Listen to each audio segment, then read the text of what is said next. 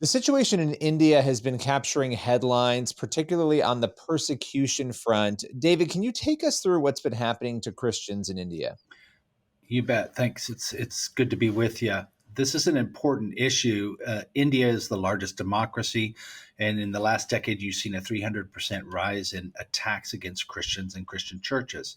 The latest attack is in Manipur, India.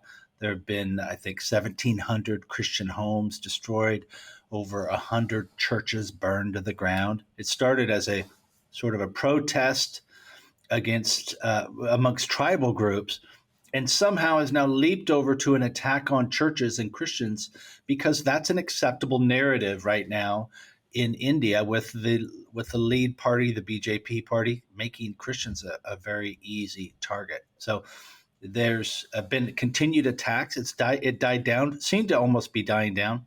Now I just got a report maybe 20 minutes ago. There's been increased attacks. 45,000 Christians on the run out of their homes. It's a difficult situation.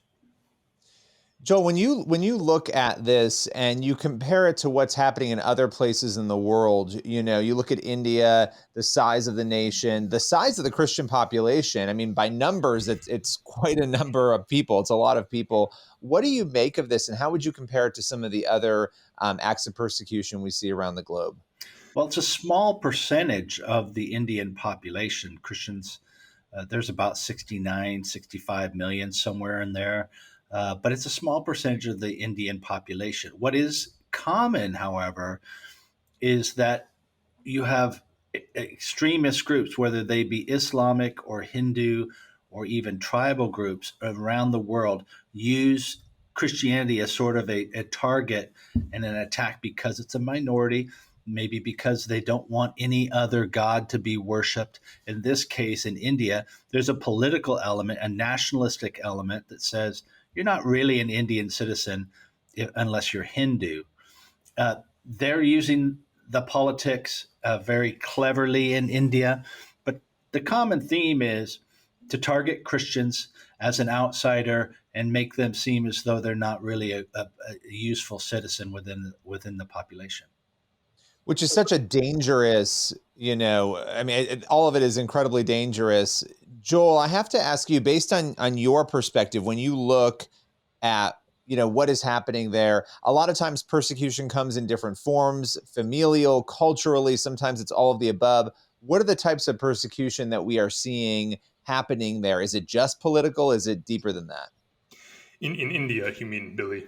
In India, yes. Yeah, I think I agree with Mr. Curry's assessment. This is largely a politically driven problem at the moment because of the way India's domestic politics are functioning. And we see this in many countries in the world, and especially in Asia now, that the ruling political party has decided that it's opportune to try to rally support around a certain religious identity that usually excludes Christians.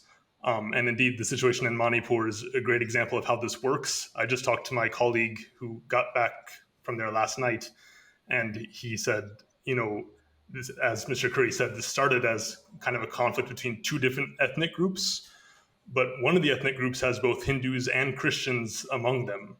And as the riot progressed, as the violence progressed, Christians who belong to this ethnic group started having their churches burned down too. So it starts as an ethnic thing, and then it becomes a Christian versus Hindus thing. And when it's Christians versus Hindus, the Christians are going to lose. So it's a very dangerous development, but it's unfortunately understandable. It works to whip up hatred against identities that are not associated with the larger nation. Yeah, and Joel, I'll ask you this, and then I want to hear from both of you on it. But obviously, as Americans, you're sort of watching these situations unfold. We have an incredibly different dynamic when it comes to religious freedom in this country compared to so many other countries. How should the U.S., and you could even talk about what's currently happening, if anything, but how should the Biden administration and the U.S. deal with this situation in India? Is there a role? And Joel, what should that role be? I'm going to defer to Mr. Curry on this one, actually. Yeah, thank you, Joel. I think the Biden administration has a very important role. There's going to be a summit between President Biden and Prime Minister Modi. I know that the State Department, the Secretary of State, has discussed with the Foreign Ministry these kinds of issues. This has to be a focal point because this is a democracy in India. They need to step forward if they want to be part of the international community. I think they're a major player. People love the culture, they love the people, there's a strong relationship, but you can't have these kinds of massive human rights violations go unaccounted for. The BJP party, in the midst of this, where you have 45,000 people fleeing, backed the party, the group that was doing the writing and the attacking. So they're sending all kinds of signals here that say it's okay. We're going to look the other way. As I've said before, Billy, on your program, the writers have been posting on social media. They're promoting this. They're not embarrassed about it. And in response, they don't. The prime minister's party, the BJP party, isn't shutting down. They're shutting down social media for sure, so that it can't be seen by the outside world now. But they're not going after the rioters. So there needs to be consistency, and the Biden administration can hold them to account on this. We have lots of important relationships with India, and I think it can be a strong relationship, but not if they allow human rights abuses of this kind. Yeah, I mean, it's unbelievable in 2023, the things that are going on around the world. I mean, you look at the reports, and I want to talk about one more country in a minute here, Nigeria. But before we get there, both of you have a very good broad scope on what is happening right now when it comes to persecution. What is the 30,000-foot view?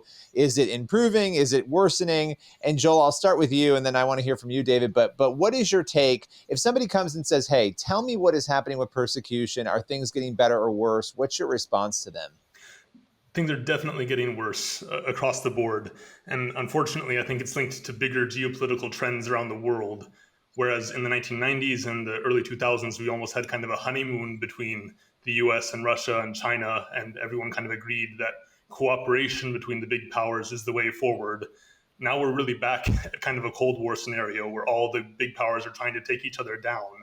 And so we're seeing this competition play out, not in Russia, not in the US, not in China, but in small countries like Nigeria, like Syria, Armenia, India, maybe. I hope not, but we'll see. And when you have this competition between the great powers and the lack of cooperation, you start to see a lot more wars, a lot more political instability, and that creates the conditions for persecution, for persecutors to come out of the woodwork and implement the programs that they've been cooking up behind closed doors. So it's extremely, all the indicators are red, I would say, right now. Would you agree with that, David? Well, I agree. I think the larger geopolitical trends are important in this because dictators and administrations do use minorities as targets and as wedge issues. Here's another factor. I think with the proliferation of social media, people are in echo chambers. So you see in all parts of society where people are going farther and farther down their particular rabbit holes. And Christian minorities, but other minorities in other settings as well, are easy targets. And so that could be a factor. The other factor is a spiritual one, and that is when you make a statement, I'll have no other gods before me, that Jesus is the way. There is a spiritual issue here where people take offense to it. They want to, sort of segment Christians to the side. I don't think it has to be that way, but the reality is that Christians have been persecuted, will continue to be persecuted. Jesus was persecuted, obviously. So that's part of the theme, a spiritual theme, I think, that we have to recognize. It doesn't mean that we don't speak out, that we don't advocate, we don't help. We're told to do that in Scripture.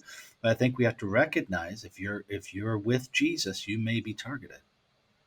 Yeah. I mean, there's so much more on the theology front you could dig into too on, what's to come and, eschatology and all of that. And watching sort of these world events.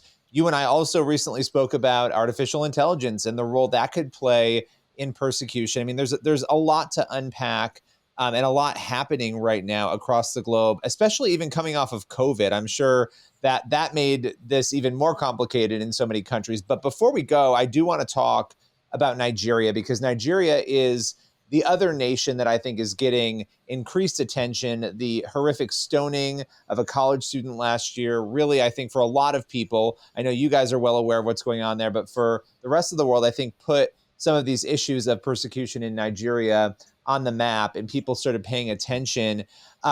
Joel, what would you say when you look at Nigeria to help people understand what is happening there? How would you sort of break down the persecution dynamic as it currently stands?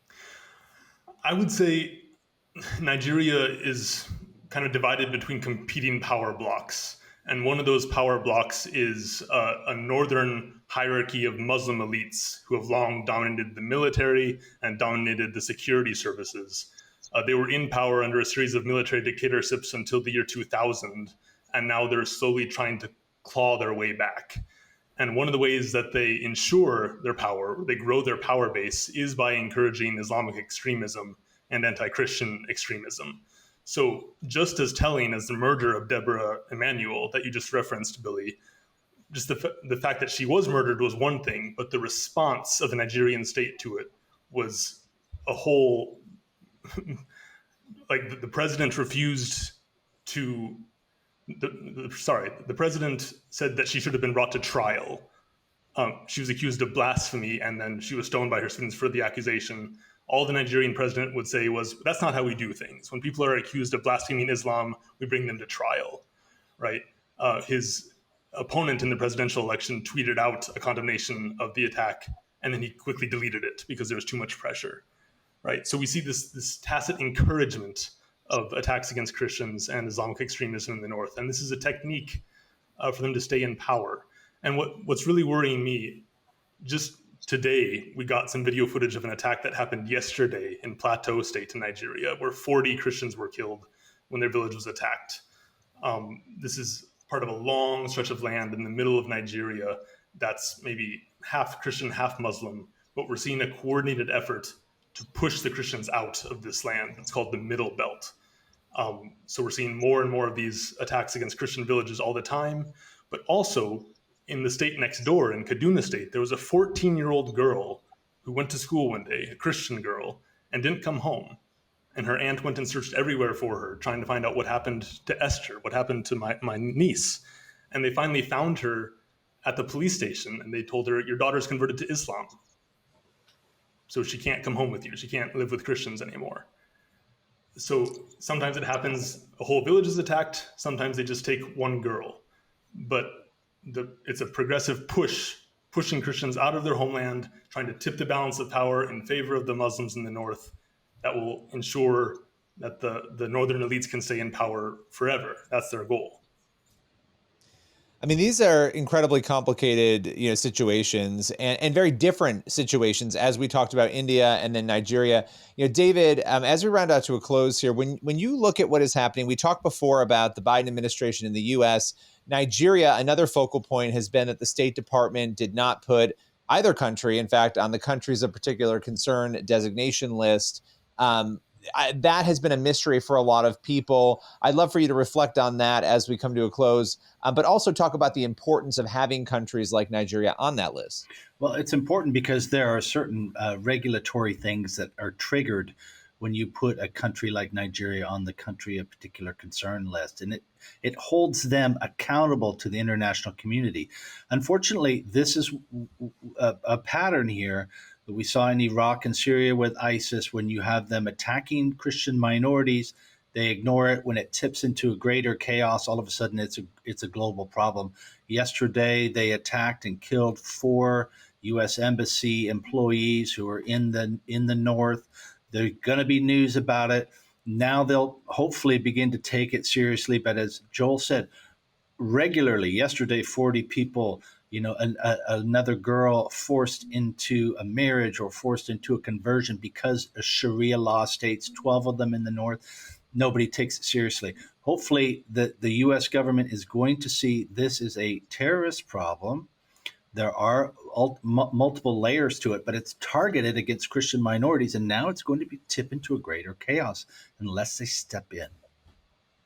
Well, and it's also a call for believers around the world to step in prayer. That's something we need to be doing. And I appreciate you both coming on today, helping us break down these important issues. Looking forward to chatting with you again very soon. Thank you. Thank you, Billy.